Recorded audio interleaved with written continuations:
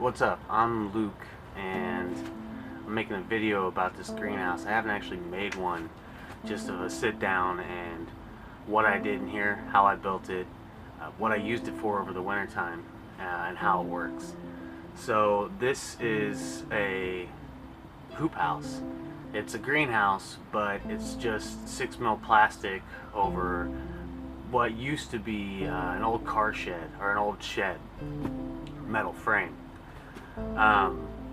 I used it during the winter time as a cold hardy greenhouse, hoop house, because it wouldn't stay warm enough in here with just a sheet of plastic to grow tomatoes and tropical trees and all that other warmer climate stuff. So I had to just grow cold hardy vegetables in here, and that would be stuff like lettuces, kale, spinach, carrots, leeks, onions, beets, Swiss chard, mustard greens, bok choy, cabbage, all those types of cold hardy vegetables. And you can see behind me, like right over here, that's a lot of lettuce, and there's some carrots in there, and that's some spinach, but that's majority of lettuce. And then over here I've got radishes and kales and more lettuce, and I've got things starting from seed behind me and trays of seeds behind me, and then herbs on this bench that I'm sitting on. So what this greenhouse is really is a 10-foot wide by 20-foot long shed that I put 6 mil plastic over, and I have ventilation windows over here, and I've got a ventilation window over there, and I've got a door right here that I can get in and out of. Another thing, it's going to be a little bit loud because I do all this right in the city here, and I've always got something going on. If it's not cars, it's sirens or planes, so I have to drown that out when I work in here. The overall effectiveness of this greenhouse has been really good. It was a little bit troublesome in the wintertime because I didn't want to pay to put a $150 a month heater in here. I just wanted to use a little space heater that maybe cost me $30 to $50 a month to run. And what that would do is keep the soil from freezing at night, to keep the temperatures just above freezing, even in really cold weather. Right now it's 30 degrees outside. It's probably around 54 degrees in here right now, and as the sun comes directly over this spot, it's going to get even warmer.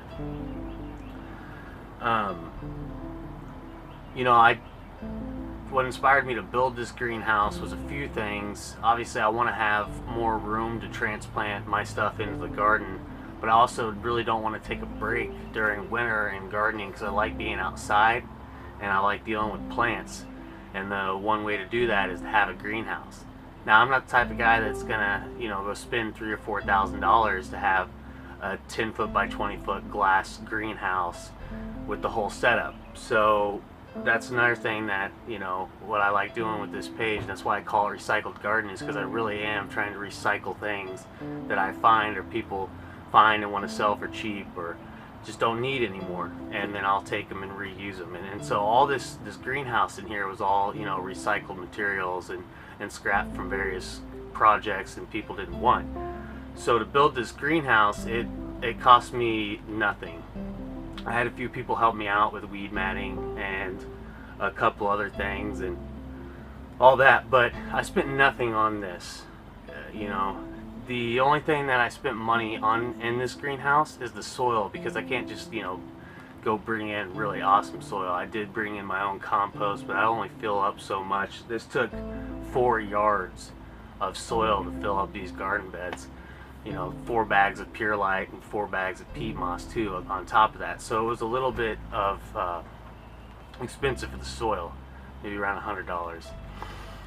Everything else in here is just recycled and reused. Now, I keep fans in here as well for when it does get hot.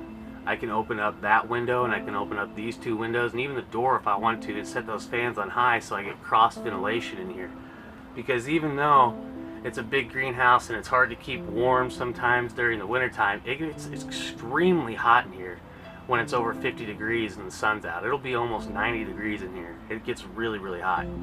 And that's one of the things with the greenhouse that you don't want to have happen, especially with the little hoop house like this that has cold hardy plants in it. So when we had days that were 60 or 70, if I wouldn't have come in here and opened up the vents and cross-ventilated air through here, all of my kale and radishes and everything would have withered and died. Versus them freezing, where they'll actually recover from, because they're cold hardy, they don't really recover well from heat. So now that it's into like the end of January, I have a lot of stuff in here that I munch on throughout the day. I just kind of pick on little stuff and eat it. But at the end of February, at least for my area, which would be Zone 6A, I'm going to transplant all my cold hardy stuff that's not already ready to harvest out into the garden. And then at that time, that'll give me 2 months to start my warm crop seeds in here at the beginning of March, to be transplanted into my garden around April 20th. So I mean, there's no reason to not have a greenhouse if you have the room for it, and if you have the big garden and you have all the other setups and you're rocking and rolling and you know that's what you want to do. It's a totally good investment if you want one, if you have to buy one, however you want to have to do it. Just remember, don't go too small if you're really thinking about building a greenhouse. Because if you make it too small, it gets really hard to control the heat temperature in there. It's easier to keep warm when it's smaller, but it's a lot harder to keep it cool. And temperatures fluctuate way too much when it's small. So if you're going to do it, at least make it like 10 by 10 at the minimum for a greenhouse. This is a 10 by 20. It works good for me. I used to use cold frames, and those things took more tension than this greenhouse did, because the temperature would fluctuate inside the cold frames a lot faster than what it would do in here.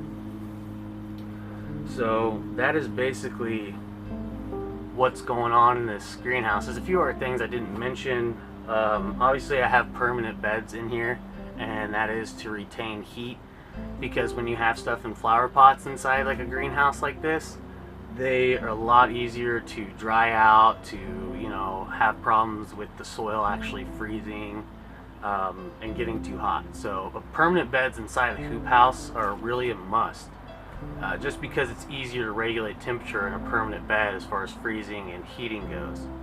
Also, I have other things in here to, you know, resource and hold in the energy of the sun, like these bricks that you can see back here. I'm sitting on a bench. If I were to move over, you could see the bench a little bit. Well, it's just basically wood, and underneath that wood is buckets of 5-gallon of water. You know, 5-gallon buckets of water.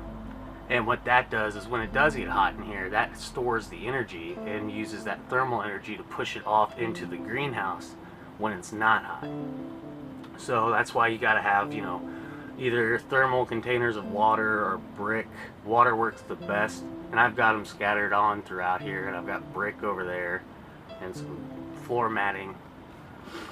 Another thing I didn't mention is, even though this is a 6 mil greenhouse, I still have to come in here every day and use a squeegee, which I've got over there, and wipe condensation off the actual greenhouse, the material covering the greenhouse, because it's warmer inside than it is outside, so condensation builds up on all this parts of the greenhouse. And during the wintertime, it came in here quite a few times, and that was frozen, and I had to scrape it off just so, excuse me, the sunlight could come through.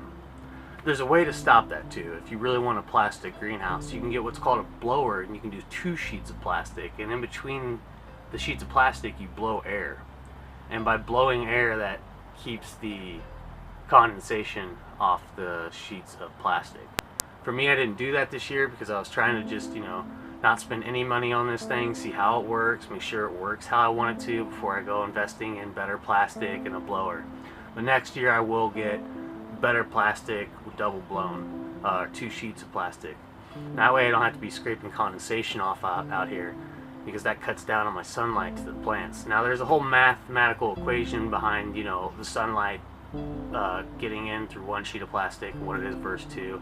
I'm not going to go into that mathematical part, but it's really not that much of a difference. Condensation will block off more light than 2 layers of plastic. Well, I really can't think of anything that I missed on explaining about this greenhouse. I've enjoyed this greenhouse a lot, had a lot of fun with it, and it's proven to be successful even with minimal heat and minimal money spent into it. So if you ever, want to get into gardening and you want to get a greenhouse, don't be afraid to just get a hoop house. They do work. So thanks for watching. See you later.